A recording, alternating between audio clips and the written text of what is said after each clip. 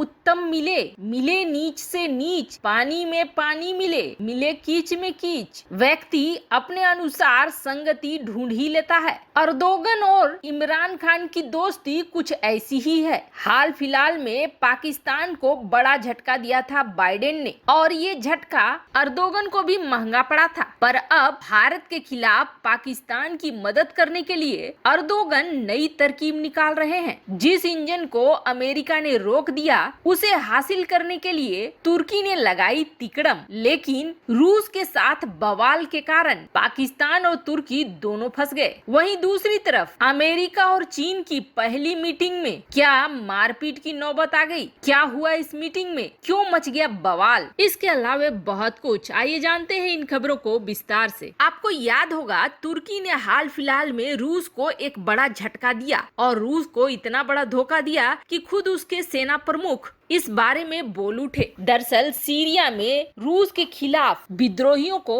हथियार मुहैया कराने लगा तुर्की, जिसे रूस ने ये माना कि उसके साथ बड़ा धोखा है। एक तरफ तुर्की रूस से आधुनिक हथियार ले रहा है, तो वहीं दूसरी तरफ रूस के खिलाफ इतनी बड़ी प्लानिंग कर रहा है। रूस ने ये कहा कि सीरिया के इलाकों में अगर आम लोग शांति से हाईवे में आ जा रहे हैं, तो इसकी वजह रूस खुद है। रूस के कारण ही लोगों के बीच थोड़ी सी शांति स्थापित हो चुकी है। लेकिन तुर्की ने जो ये किया है, ये बेहद गलत है और ये सिर्फ और सिर्फ अशांति को बढ़ावा देने वाला है। वैसे आपको बता दें, शताब्दी में करीब 12 लड़ाइयां लड़ चुके हैं तुर्की और रूस। ये कभी दोस्त नहीं बन सकते हैं। 2015 में तो तुर्की ने रूस के एक लड़ाकू विमान को मार गिराया था। इन दोनों के बीच कभी कोई संधि नहीं हो सकती है। ये तो बस कूटनीति और छल नीति है। जहाँ रूस नाटो से पूरी तरीके से तोड़ देना चाहता है तुर्की को, तो वहीं तुर्की अपने फायदे के लिए कभी रूस से मिल जाता है तो कभी अमेरिका से मिल जाता है।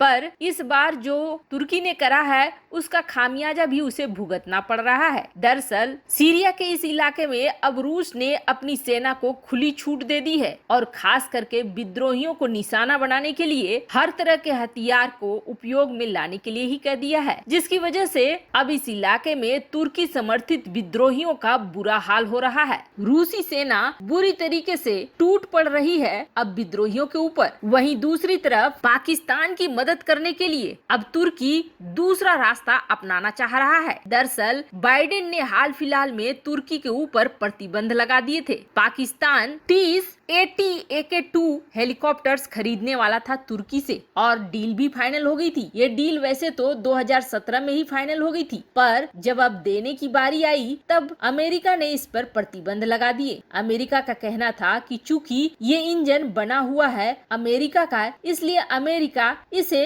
किसी को बेचने नहीं देगा। अब ऐसे में जहां पाकिस्तान की मनोकामना अधूरी रह गई, तो वहीं तुर्की के लिए भी ये किसी बड़े झटके से कम नहीं था। अब तुर्की ने इसके लिए नया रास्ता निकाला है। तुर्की यूक्रेन के पास जा पहुंचा है और यूक्रेन से एक इंजन का पूरा सोर्स लेना चाह रहा है। अगर यह सोर्स उसे मिल जाता है तो अपना इंजन बनाकर वह इन हेलीकॉप्टर्स में अमेरिकी इंजन को रिप्लेस करेगा। सोर्स लेकर तुर्की के ही तुर्किश एरोस्पेस इंडस्ट्री इसे बनाना चाह रही है और अब तुर्की 2024 में इसे पाकिस्तान को देना चाह रहा है। और बड़ी बात यह है कि तुर्की ने अब ये दावा करा है कि अब जो उसका हेलीकॉप्टर होगा वो बोइंग के अपाचे और रूस के Mi-28NM के बराबर होगा। आपको बता दें, ये दोनों ही अपने जगह पे बड़े घातक हेलीकॉप्टर माने जाते हैं। जहां रूस का Mi-28 नाइट हंटर कहा जाता है, जो कि रात में भी बड़ा अच्छा शिकार करता है, तो वहीं अमेरिका का अपाचे पहाड़, समुद्र, हर जगह तबाही ला देता है। वैसे तुर्की इन बातों में कितना सफल होता है ये तो वक्त ही बताएगा,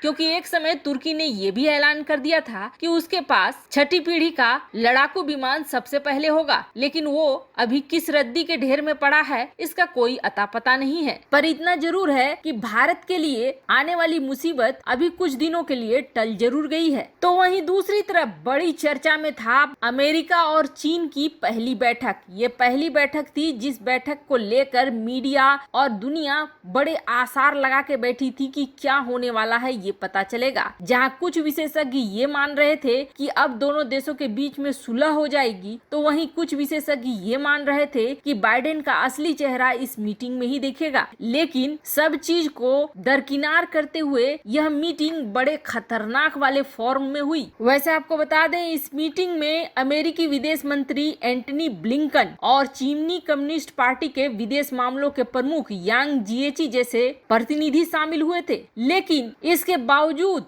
दोनों देशों ने एक दूसरे को आंख दिखाई, घंटों चली तीखी नोकझोंक। अलास्का में 2 दिन तक चलने वाली इस बातचीत के शुरुआत में ही दोनों ही एक दूसरे से लड़ पड़े, जहां अमेरिकी विदेश मंत्री ने ये कहा कि चीन दुनिया पर कब्जा करना चाहता है और इसके खिलाफ अमेरिका बाकी देशों के साथ खड़ा है, तो वहीं चीन ने भी एक लंबी लिस्ट दिखा दी कि अमेरिका को लेकर उसके पास ढेर सारी शिकायतें हैं। यहाँ तक कि अमेरिका खुद मानव अधिकारों का पालन नहीं करता है और नाटक करता है। चीन ने काले अमेरिकी लोगों का जिक्र करते हुए ये कहा कि अमेरिका में खुद मानव अधिकार की स्थिति सबसे नीचे है। दोनों देशों के प्रतिनिधियों की ये बहस 1 घंटे से ज्यादा समय तक चलती रही और यकीन मानिए दोनों ही तल्ख मिजाज में थे। देखकर ऐसा लग रहा था कि कब ये हंगामेदार हो जाए ये कहना मुश्किल है। अमेरिका ने तिब्बत, हांगकांग और सिंजियांग का मुद्दा भी उठाया, यहाँ तक कि दक्षिण चीन सागर और महामारी का भी मुद्दा जोर शोर से उठाया, जिसके बाद झड़प बढ़ती चली गई और चीन ने बाहर निकलकर ये कहा कि जिस तरह से अलास्का में अमेरिका के बड़े राजनीतिज्ञ बात कर रहे हैं उससे ऐसा लगता है जैसे कोई साजिश रची जा रही है। चीन के विदेश मंत्रालय के प्रवक्ता झाओ लिजियान ने बीजिंग में ये कहा कि अलास्का के बैठक में अमेरिकी अधिकारियों ने चीन की विदेश और घरेलू नीतियों पर बेबुनियादी हमला करा, जिसकी वजह से हमें अब गंभीर जवाब देना पड़ेगा। चीन ने तो यहाँ तक कह दिया